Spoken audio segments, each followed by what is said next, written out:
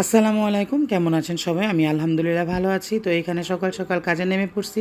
এখানে হচ্ছে ফ্রিজে যত মাছ মাংস ছিল সব কিছু নামাই নিছি, কারণ কুরবানি ঈদের পর আর ফ্রিজটা তেমন ধোয়া হয় নাই।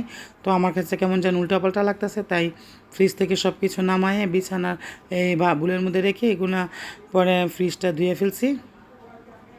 কারণ ফ্রিজ আমার কাছে ফ্রিজ যদি একটু অগোছালো হয় আমার এত বেশি বিরক্ত লাগে, যেটা আমি কাউকে বলে বোঝাতে পারবো না।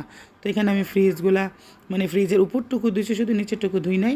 আর এখানে ধোয়াটার পরে আবার রেখে দিয়েছি সব কিছু গুছগাছ করে। আর সবচেয়ে বড় সমস্যা কি, মাছ আনলে এটা রাখতে পারি না, সবচেয়ে বড় প্রবলেম হচ্ছে এটা। আর ঈদ তো আর আজকে গেছে না, সেজন্য আর কি। তো ভাবলাম আগে ফ্রিজটা ক্লিন করি, তারপরে রান্না বসাবো। তারপরে আমি এখানে রান্নার জন্য রান্নাঘরে চলে আসছি। বেশি রান্না করি না, একটা শুটকি ভুনা করছি, লাল শাক রান্না করছি। কারণ অনেক রান্না করলে না থেকে যায়, খাওয়া হয় না। তো এত অপচয় করা ভালো লাগে না, তাই আর কি অবস্থা। তো যাই হোক, ঘরের খুঁটিনাটি কাজ এগুলো করা লাগে। একদিন ধরছিলাম সুকেসের জিনিসগুলা, আরেকদিন ধরলাম ফ্রিজটা, আরেকদিন ধরবো যত হাঁড়ি পাতিল আছে, হাঁড়ি পাতিলগুলো তো অনেক ময়লা জমে আছে। তো ভাবলাম একদিন ধরে এগুলো পরিষ্কার করে তারপরে পলিথিন মোড়ায় রেখে দিব।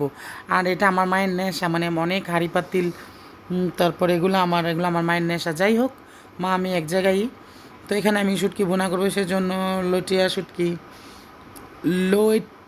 শুটকি রান্না করবে, সেজন্য শুটকিগুলো আগে তেলে ভেজে নিলাম।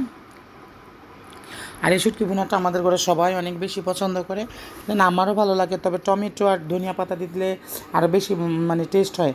তো আমার কাছে ছিল না, সেজন্য দিতেও পারি নাই। তারপরে মন্দ হয় না, ভালোই হয়েছে। খাবার জিনিস একটু যত্ন করে রান্না করলেই হয়।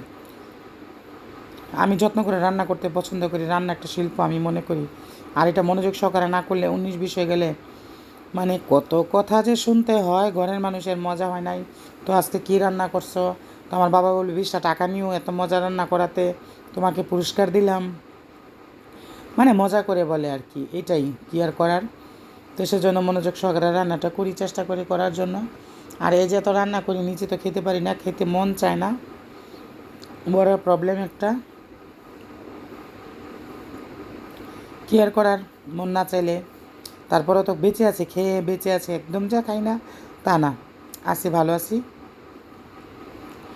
আর এখানে আমি মগজ রান্না করব, সেজন্য পেঁয়াজটা কষাইলাম, মশলাটা কষাই নিতেছিলাম।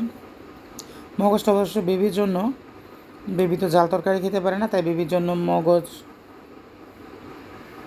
রান্না করতে হয়। রান্না করতে হয় বলে এক একদিন একটা একটা রান্না করি, বাট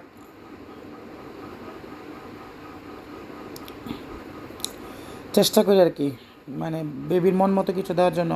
আর এখানে গোসল টোসল করে কাপড় ধুইলাম, এই গোসল করে আসলাম, রান্না টান্না শেষ করে চুলগুলা শ্যাম্পু করছি। আসলে চুলের দুঃখ কার কাছে যে শেয়ার করব, জায়গা পাই না। তো ডাক্তার দেখাবো দেখাবো করে দেখানো হয় না, কি আর বলবো, দুঃখের কথা।